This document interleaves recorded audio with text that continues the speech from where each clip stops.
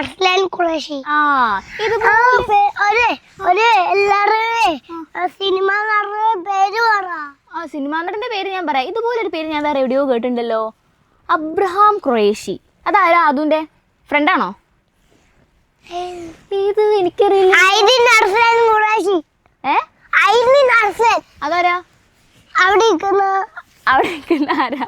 അതെന്റെ അനിയൻ. അന്ന് ഞാൻ പറയട്ടെ, ഇതാണ് അബ്രഹാം ഖുറേഷി. ഇത് മോഹൻലാലൊന്നും അല്ല, ഞാൻ പറ്റിച്ചതാ.